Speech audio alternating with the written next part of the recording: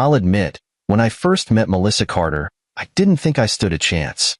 She was, by far, the most beautiful woman I'd ever laid eyes on.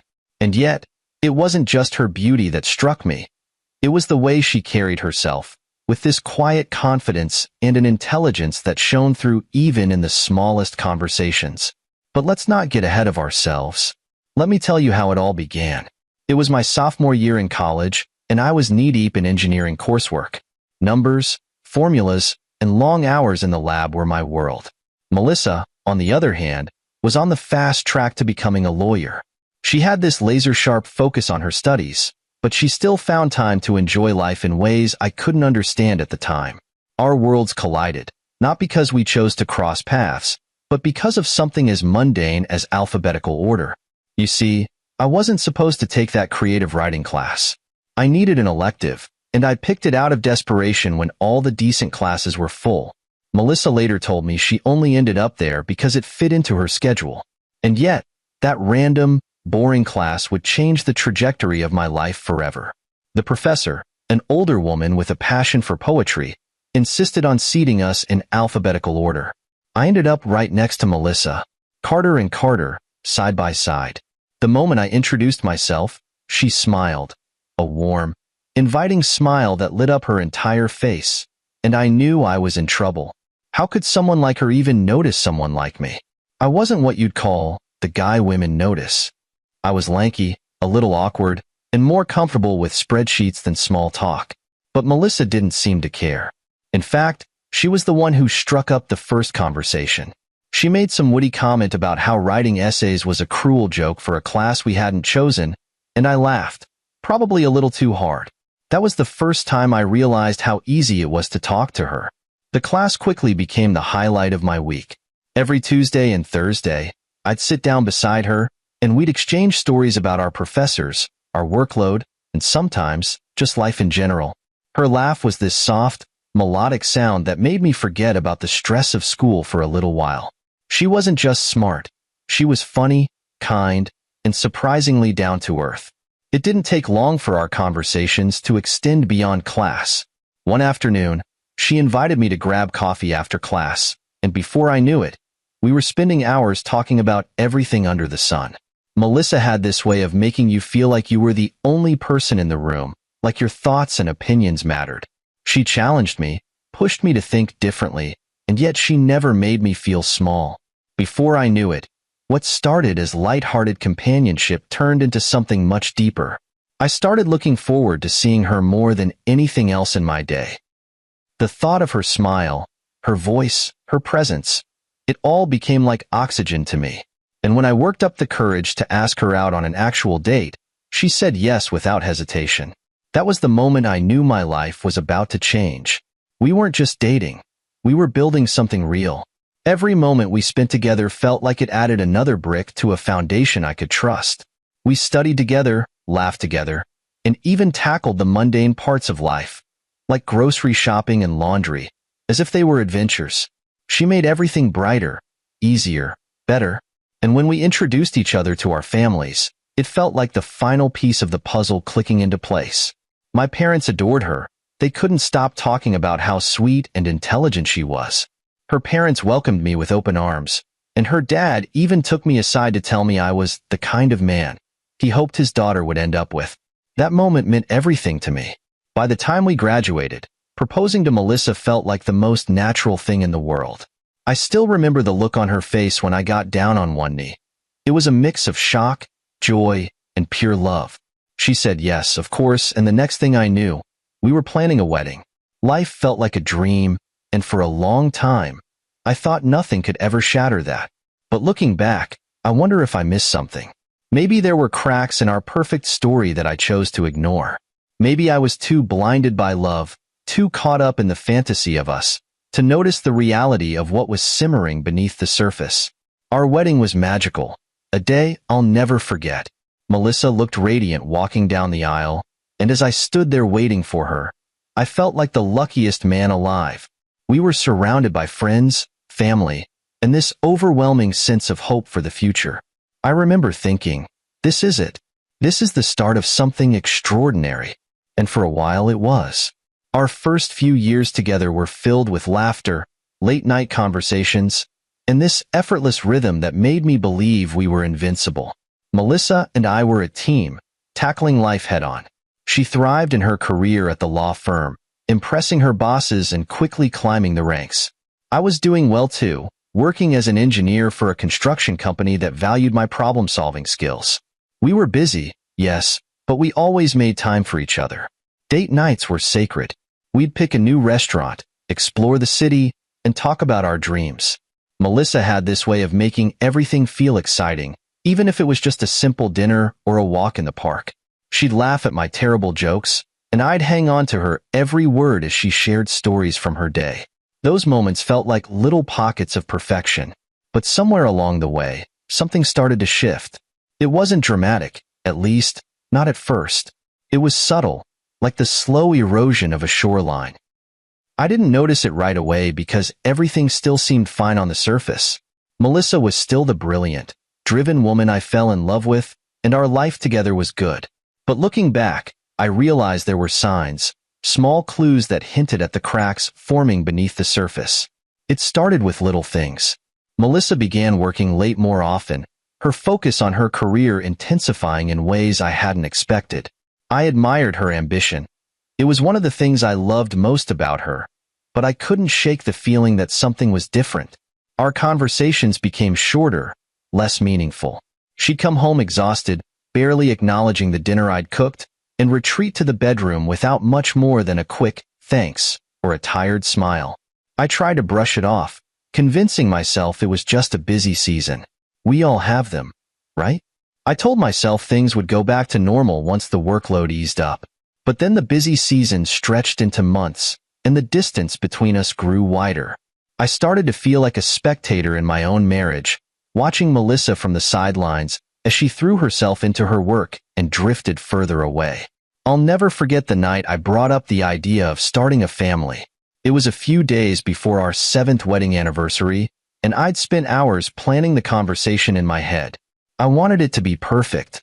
We were sitting at the dinner table, the soft glow of candlelight illuminating her face. She looked beautiful as always, but there was a tiredness in her eyes that I couldn't ignore. "Melissa," I began, my voice steady despite the nervous knot in my stomach. "I've been thinking about our future. I think it's time we start planning for a family."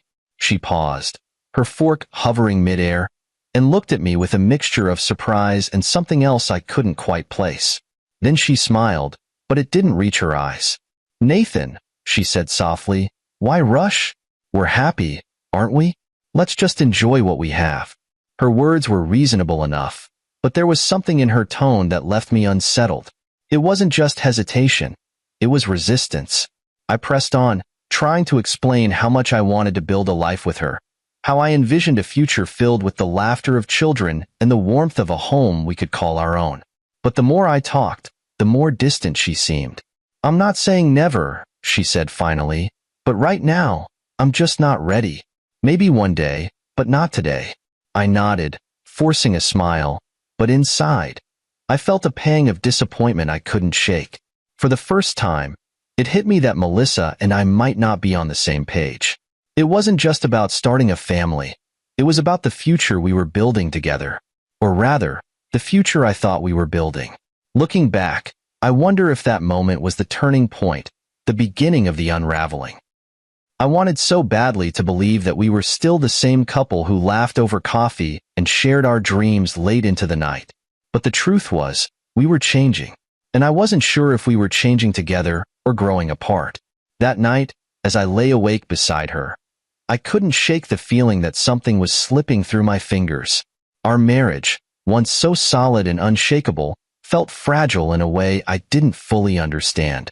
I told myself it was just a phase, a rough patch we'd work through together. After all, we'd faced challenges before and come out stronger. This would be no different. Or so I thought. It was a Wednesday evening, and everything seemed as routine as ever. I had come home from work earlier than Melissa, as usual, and started making dinner. Cooking had become my thing over the years, a small way to show Melissa I cared. It was therapeutic too. Something about the rhythm of chopping vegetables, or the sound of a sizzling pan made the stress of the day melt away. That evening was no different, or so I thought. I was stirring a pot of pasta sauce, tasting it for seasoning, when I heard the door open. Melissa walked in, looking polished and put together, as always. She set her bag down on the kitchen counter, and I turned to greet her with a smile. Before I could say anything, she casually said, "I have a date this Friday." I froze. For a moment, I thought I'd misheard her. Surely, she hadn't just said what I thought she had. I turned off the stove, put the spoon down, and turned to face her fully. "What did you just say?" I asked, my voice laced with confusion. "I have a date this Friday," she repeated, as calmly as if she were telling me she was going out to buy milk. "His name is Ted. We've been talking, and he seems like a nice guy. I thought I'd give it a try." I didn't even know where to start. My mind was a whirlwind of questions, disbelief, and sheer panic. A date? Was she joking? Who was this guy? And why was she even thinking about dating someone else? We were married, for God's sake. My heart was pounding, and I could feel the blood draining from my face. "Melissa, what the hell are you talking about?" I asked, my voice rising despite my efforts to stay calm. "We're married. You're my wife. You don't just go on dates." She rolled her eyes, as if I was being unreasonable. "Nathan, calm down," she said, her tone annoyingly composed. "It's just one date. It's not like I'm running off to elope with him. I just want to see what it's like. You're making this into a bigger deal than it needs to be." "A bigger deal?" I repeated, incredulous. "How is this not a big deal, Melissa? You're married. To me. How can you even think about dating someone else?" She sighed, clearly annoyed, and leaned against the counter. "Nathan, you're overreacting. It's harmless. Ted's attractive, and he's been showing interest in me. I've never dated someone who looks like him before. Honestly, I'm just curious. It's not like I don't love you. This is just fun." Her words hit me like a punch to the gut. Fun? Harmless? How could she say that so casually? Did she have any idea what she was doing to me? To us? The woman I thought I knew, the woman I had built a life with, was standing in front of me, acting as if betraying our vows was no big deal. "Melissa," I said, my voice trembling with anger and pain, "you don't get to just throw away our marriage because you're curious. This is wrong. It's not just a date. It's a betrayal." "Oh, come on," she said, waving her hand dismissively. "You're being so dramatic. It's not like I'm cheating on you. It's just one night." Her indifference was infuriating. My mind raced, trying to make sense of her words, her attitude, her complete disregard for what we had built together. "What about us?" I demanded. "What about everything we've been through? Everything we've built? Does that mean nothing to you?" She looked at me, her expression unreadable. "Of course it means something," she said. "But this is just something I need to do. You don't understand, Nathan. Women like me, we get attention all the time. I've been turning it down for years, but lately, I've been wondering what if? What if?" I repeated, my voice shaking with barely contained rage. "What if you destroy our marriage? What if you lose everything? Is that what you're wondering?" She sighed again, as if I were a child throwing a tantrum. "Nathan, you're taking this way too seriously. It's one date. It doesn't mean I don't love you." Her words were like knives, each one cutting deeper than the last. I couldn't believe this was happening. The woman I had trusted with my heart, my life, was standing in front of me, acting as if it was no big deal to throw it all away. And the worst part? She didn't even seem to care. I felt a surge of anger rising within me, but I knew I had to keep it together. Losing my temper wouldn't solve anything. "Melissa," I said, my voice low and steady, "if you go on this date, you'll destroy us. You'll destroy everything we've built. I'm serious." She looked at me, her eyes cold and unyielding. "I think you're overestimating how much this will affect us," she said. "It's just one night, Nathan. You'll survive." I stared at her, searching for any sign of the woman I had fallen in love with. But in that moment, I couldn't find her. All I saw was someone I didn't recognize, someone who was willing to risk everything for a fleeting thrill. And just like that, my world began to crumble. That night, After Melissa dropped her bombshell, I felt like the walls of our home were closing in on me. My mind was racing, my chest was tight, and my hands wouldn't stop trembling. I couldn't stay there. Not with her calmly sitting on the couch, as if she hadn't just ripped apart the very foundation of our marriage. I grabbed my keys and walked out, leaving her behind without another word. I found myself at my best friend Daniel's place. Daniel and I had been friends since college. He was the kind of guy who didn't pry, but always knew when you needed a safe space. When I showed up at his door unannounced, he didn't ask any questions. He simply opened the door, handed me a beer, and set up a game of FIFA. That's just how we worked. But even the distraction of video games couldn't keep my mind off Melissa. Her words echoed in my head like a broken record. It's just one date. You're overreacting. You'll survive. How could she be so casual about something so devastating? I felt like I was drowning, and she was sitting on the shore, watching me struggle with a shrug. Daniel must have noticed my silence because, halfway through the second game, he paused and looked at me. "You want to talk about it?" he asked, his tone calm and steady. I hesitated. Part of me didn't want to say it out loud, as if speaking the words would make them even more real. But the weight of it was too much to bear alone. So I told him everything. How Melissa had announced she was going on a date, how she had dismissed my feelings, and how she seemed completely unfazed by the damage she was causing. Daniel listened without interrupting, his expression growing darker with every word. When I finished, he set his controller down and let out a low whistle. "Wow," he said. "I don't even know what to say. That's messed up, man." "You think?" I said bitterly, taking a swig of my beer. I don't get it. We've been together for years. I thought we were happy. I thought we had something real. And now this?" Daniel leaned back on the couch, his brow furrowed. "Nathan, let me ask you something. If the roles were reversed, if you told her you were going on a date, how do you think she'd react?" I didn't even have to think about it. "She'd lose her mind," I said. "She'd probably throw me out of the house." "Exactly," Daniel said. "So why does she think it's okay for her to do this to you?" I didn't have an answer. All I knew was that I couldn't keep letting her walk all over me. Something had to change. That night, as I lay on Daniel's couch staring at the ceiling, I made a decision.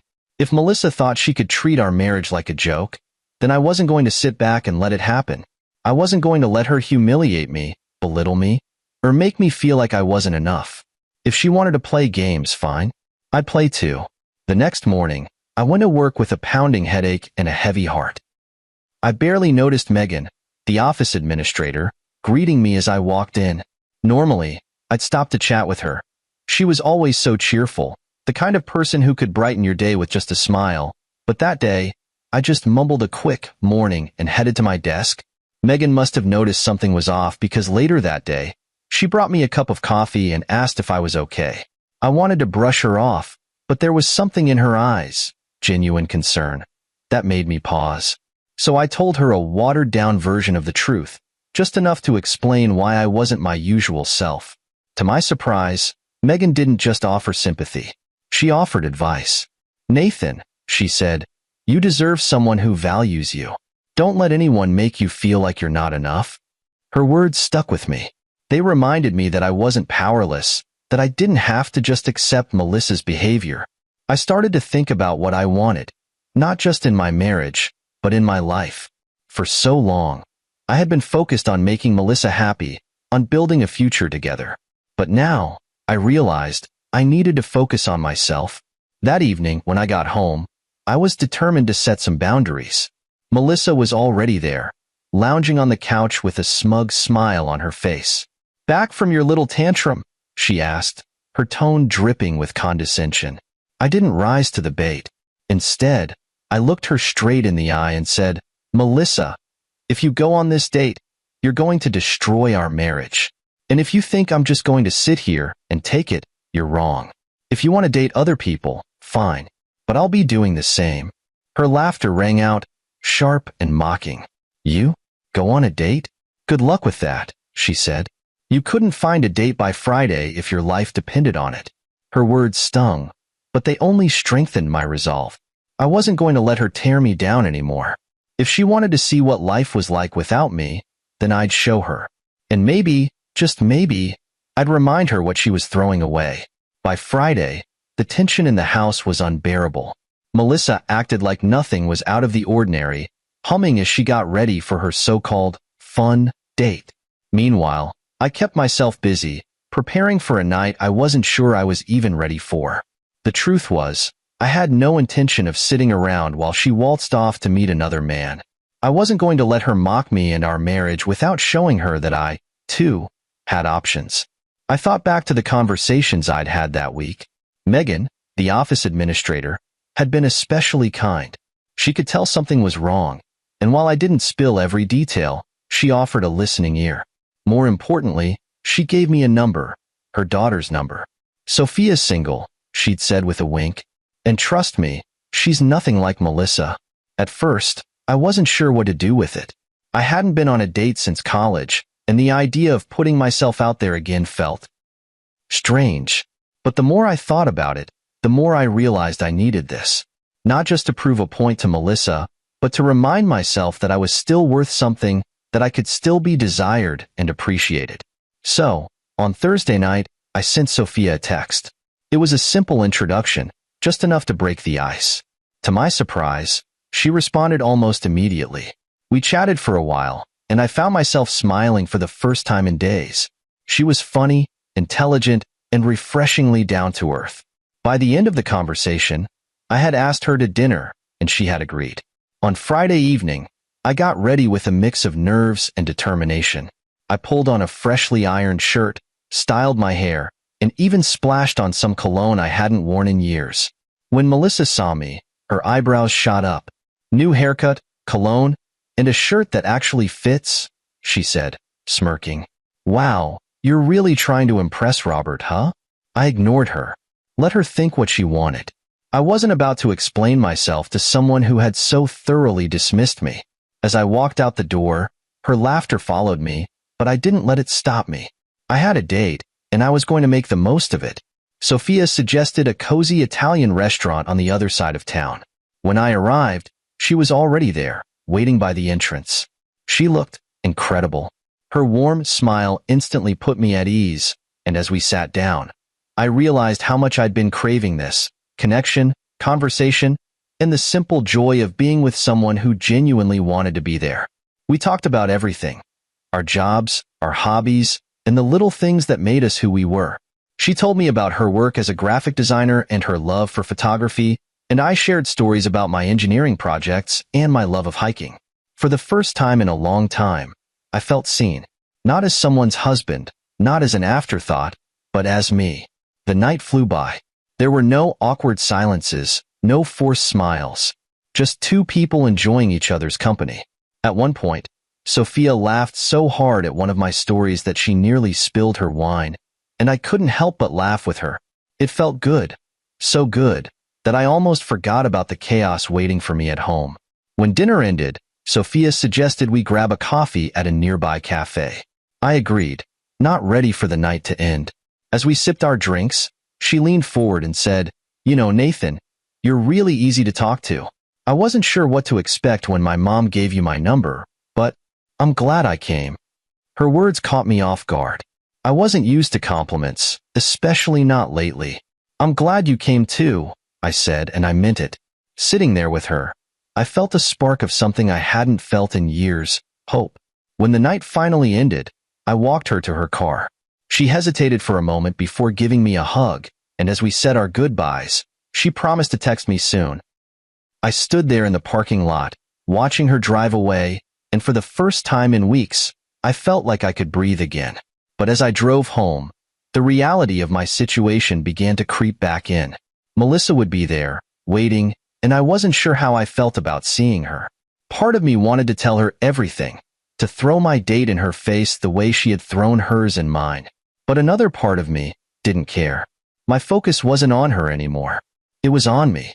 When I walked through the door, Melissa was sitting on the couch, scrolling through her phone. She looked up when she heard me, her eyes narrowing. "Back from your big night out?" she asked, her tone dripping with sarcasm. "So, how was Robert?" I didn't respond. I just walked past her, heading to the bedroom. Her laughter followed me, sharp and mocking, but it didn't bother me. Not this time. Because for the first time in a long time, I knew I deserved better. And maybe, just maybe, I was starting to believe I could find it. When I came home that night, I barely said 2 words to Melissa. I didn't owe her an explanation, not after everything she'd said and done. She tried to bait me, of course, with her usual sarcastic remarks and thinly veiled insults. "So, was your date everything you dreamed of, Nathan?" she sneered. "Did she remind you how lucky you are to have me?" I didn't rise to it. I walked past her without a glance, and for the first time, I felt a flicker of power. Her words didn't sting like they used to. They didn't matter anymore. I'd seen a glimpse of a world outside her control, outside the twisted version of our marriage she had created, and I wasn't about to give that up. The next few days were a blur of avoidance. Melissa stayed in her lane, smug and satisfied, clearly assuming I'd come crawling back. She didn't ask about my night, and I didn't volunteer any information. Instead, she spent her time gloating about her own date. "Ted was amazing," she'd say, leaning against the counter with a self-satisfied smile. "He's so handsome, so confident. It's refreshing to be around someone like that." I bit my tongue. Let her talk. Let her paint her little fantasy of how great her life could be without me. But deep down, I could see it, cracks forming in her facade. Her words didn't match her eyes. There was an uneasiness there, a flicker of doubt she couldn't quite hide. Then, on Tuesday, I came home to find her in the kitchen, staring at her phone with a furrowed brow. She didn't notice me at first, too engrossed in whatever she was reading. When I cleared my throat, she startled, quickly locking the screen and plastering on a fake smile. "You're home early," she said, a little too brightly. "Yeah," I replied, hanging up my jacket. "How's Ted?" Her smile faltered. "He's fine," she said, turning back to her phone. But her tone lacked the enthusiasm she'd had before, and I knew something was off. I didn't press her, though. I didn't need to. The weight of her decisions was beginning to catch up with her, and I was content to let it unfold on its own. By Friday, the dynamic between us had shifted entirely. Melissa was quieter, more subdued. She didn't mention Ted, and when I casually asked if she was seeing him again, she shrugged and said, "I don't know. Maybe." There was no conviction in her voice, no excitement. Whatever she'd been chasing with him, it clearly hadn't panned out the way she'd imagined. That evening, I found her sitting on the couch with a glass of wine, scrolling through social media. She looked up when I entered the room, her eyes lingering on me for a moment longer than usual. "You're looking nice," she said, her tone almost uncertain. "Thanks," I replied, adjusting my collar. "I've got plans tonight." Her eyebrows lifted slightly, but she quickly masked her reaction with a sip of wine. "Oh? With who?" "A friend," I said simply, grabbing my keys. I didn't elaborate, and she didn't press me, but I could feel her curiosity burning as I walked out the door. For the first time in our marriage, the roles were reversed. She was the one left wondering, the one unsure of where she stood. And as much as I hated the way we'd gotten here, I couldn't deny the satisfaction of seeing her realize that she no longer had all the control. That weekend, Melissa's mood shifted again. She was restless, pacing the apartment, starting conversations only to trail off mid-sentence.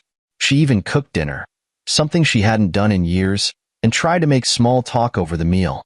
"How's work?" she asked, her tone casual but her eyes searching. "Everything going okay?" "Fine," I said, keeping my answers short. I wasn't trying to be cruel, but I wasn't about to give her the satisfaction of pretending everything was normal. By Monday, the strain was evident. Melissa wasn't sleeping well. I could hear her tossing and turning at night, and she seemed distracted, her usual confidence replaced by a quiet tension. She didn't mention Ted again, and I didn't ask. Whatever had happened between them, it was clear he wasn't the solution to her problems. The turning point came that Friday. I arrived home late, having spent the evening with Sophia, and found Melissa sitting at the dining table, a half-empty bottle of wine in front of her. She looked up when I walked in, her eyes red and tired. "Nathan," she said softly, "can we talk?" I hesitated for a moment before sitting down across from her. "What's on your mind?" She took a deep breath, her hands trembling slightly as she fiddled with her wine glass. "I think I made a mistake," she said, her voice barely above a whisper. "This whole thing with Ted, it wasn't what I thought it would be." I didn't say anything. I just watched her, waiting for her to continue. I don't know what I thought," she admitted, her words tumbling out in a rush. "I guess I wanted to feel something. But now I just feel empty.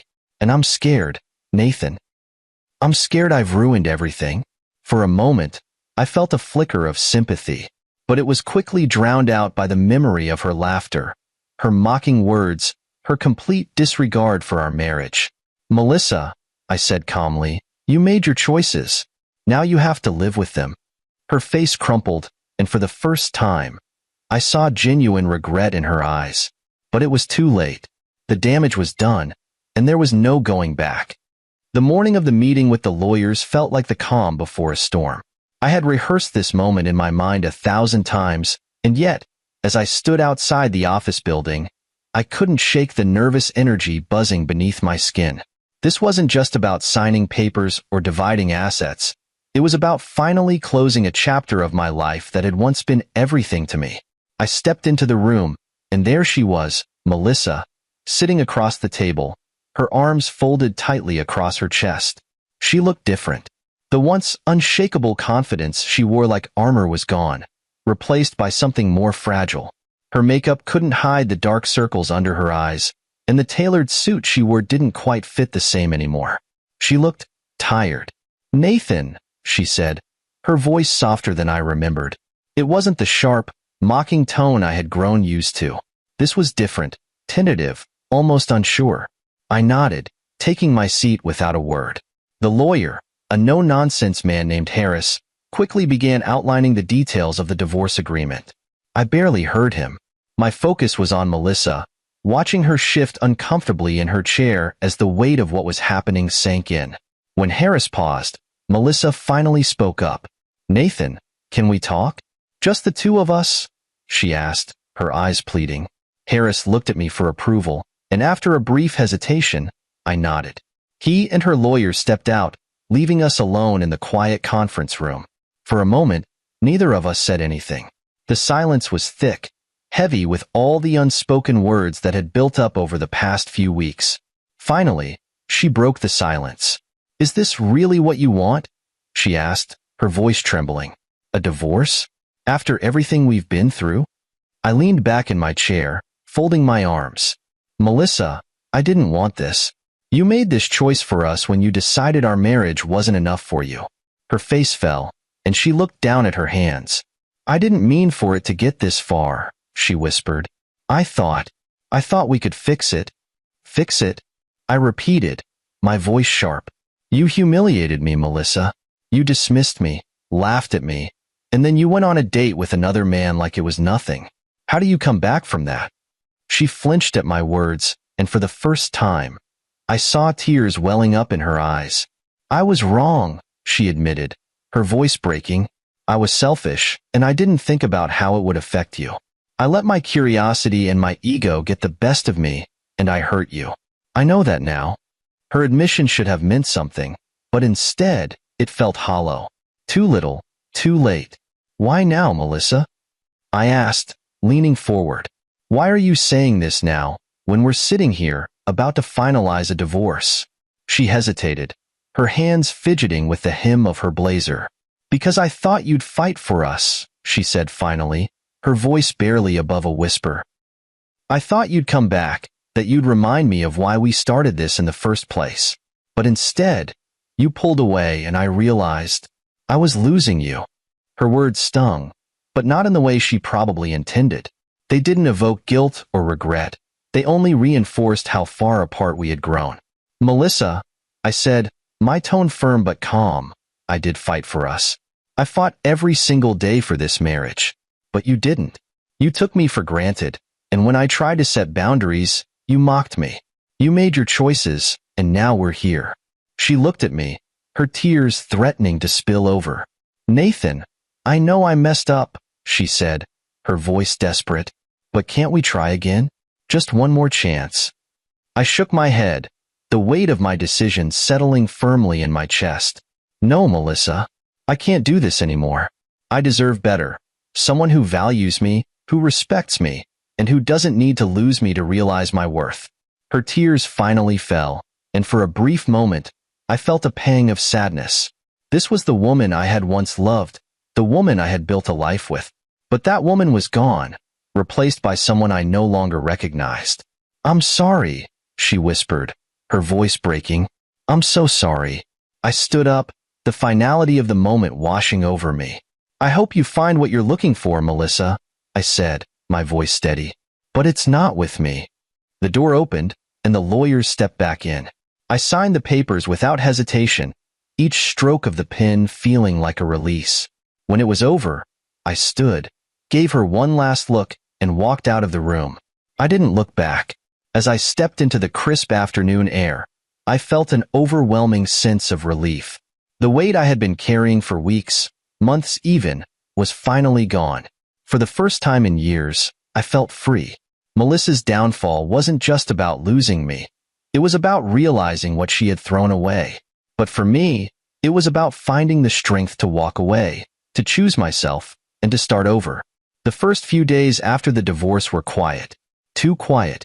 I moved into a small apartment across town, sparsely furnished but comfortable enough. It was a fresh start, but the silence felt like an unwelcome visitor, always reminding me of what I had left behind. The hum of the refrigerator, the distant sound of traffic, it all seemed louder in the absence of conversation and shared moments. I thought I'd feel grief or regret. I thought the weight of signing those papers would crush me, but it didn't. Instead, I felt relief, like I had been holding my breath for years and finally exhaled. I wasn't carrying the constant tension of trying to fix a relationship that one person had already abandoned. I wasn't walking on eggshells, waiting for the next sarcastic jab or dismissive laugh. I was free to just be me, and for the first time in a long time, that felt like enough. But freedom comes with its own challenges. Every corner of my life had been intertwined with Melissa. From my favorite coffee shop, where we'd spent lazy Sunday mornings, to the playlist on my phone that still held the songs we used to sing together. Reminders of her were everywhere.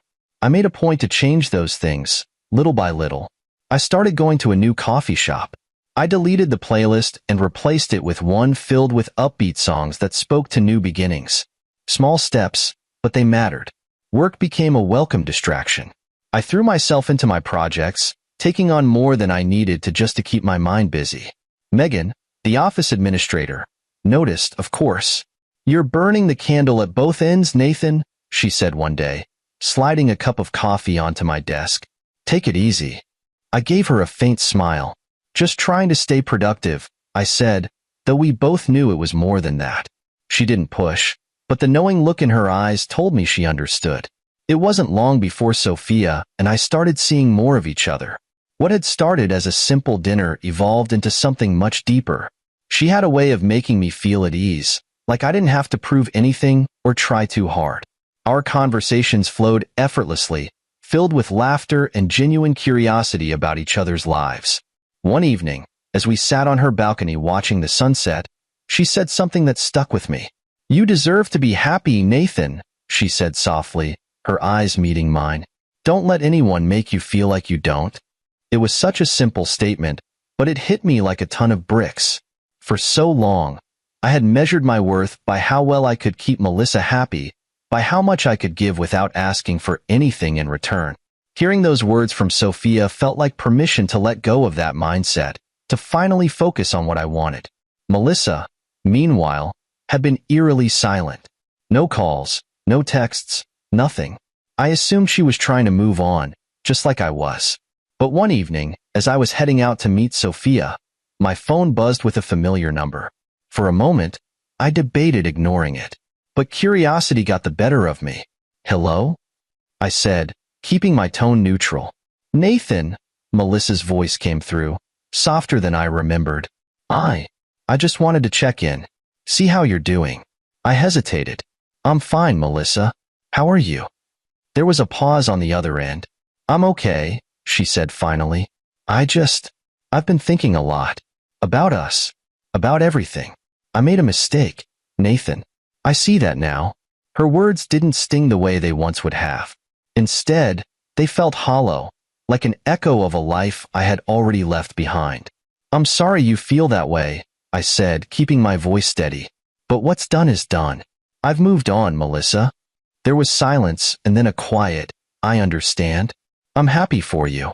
That was the last time I spoke to her. Life with Sophia was a stark contrast to what I had known with Melissa. There were no power struggles, no games, no underlying tension. It was easy, natural, and filled with the kind of warmth I hadn't realized I was missing. She didn't just listen. She heard me. She didn't just support me. She stood beside me, as my equal, my partner.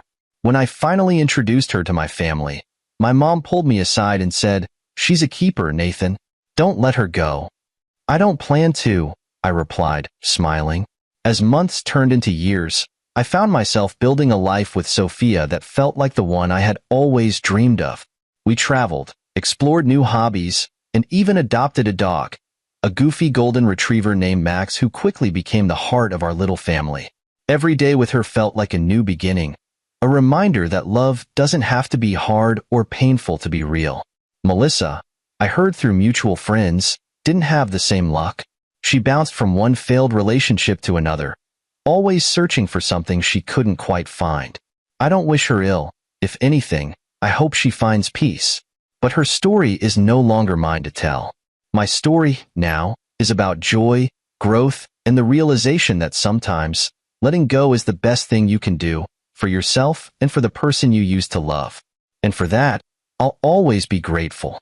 If you had told me a year ago that my life would look like this, I would have laughed in disbelief.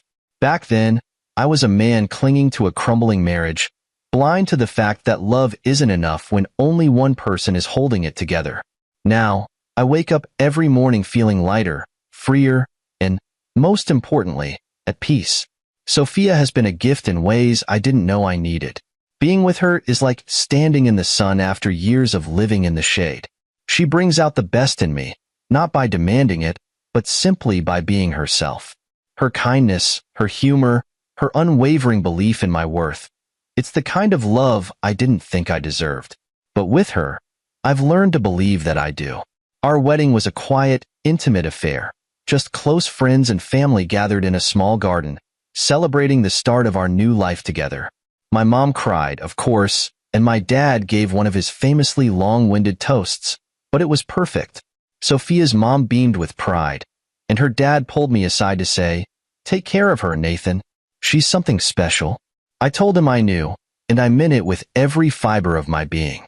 As I looked at Sophia that day, dressed in a simple white gown, her eyes shining with love and excitement, I felt a surge of gratitude, not just for her, but for the journey that had brought me here. It hadn't been easy. There were moments I thought I'd never heal, moments I doubted I'd ever find happiness again. But standing there with her, I realized something. Every heartbreak, every misstep, every painful lesson had led me to this moment. And for that, I couldn't be more thankful. Melissa's shadow still lingered in small ways. Occasionally, I'd hear her name in passing, a friend mentioning she'd started a new job or moved to a new city. Part of me wondered if she'd ever found what she was looking for. I hope she did, but I didn't dwell on it. Her choices, her regrets, her path, they were hers alone. Mine was right here, with Sophia, building a life filled with joy and purpose. Sophia and I made a pact early on, no taking each other for granted. We carved out time for date nights, even when life got busy. We celebrated small victories, like finishing a home improvement project or adopting Max, our golden retriever who quickly became the king of the house. We supported each other's dreams and created new ones together, like the trip to Italy we'd been planning, or the tiny vegetable garden in our backyard that had somehow become our pride and joy.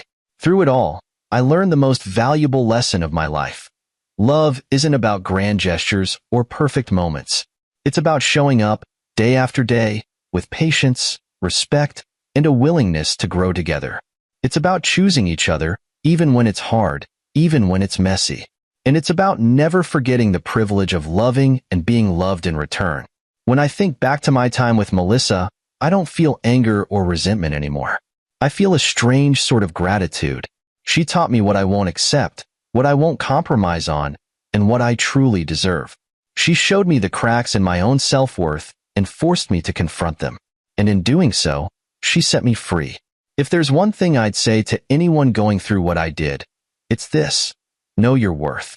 Don't settle for less than you deserve, and don't let anyone make you feel like you're not enough. Love should lift you up, not tear you down. And sometimes, letting go isn't just an act of self-preservation. It's an act of hope, a way of making space for something better. Sophia often tells me that she wishes we'd met sooner. I used to think the same, but now I realize that we found each other at exactly the right time. I had to go through the storm to appreciate the calm. I had to lose myself to truly understand what it meant to be found. As I sit here, reflecting on everything that's happened, I feel an overwhelming sense of peace. Life isn't perfect, and it never will be. But it's good, so good. And that's more than enough for me. Looking back, I can honestly say that the price of my heartbreak was worth it. Because in losing what I thought was love, I found the real thing. And I wouldn't trade that for the world.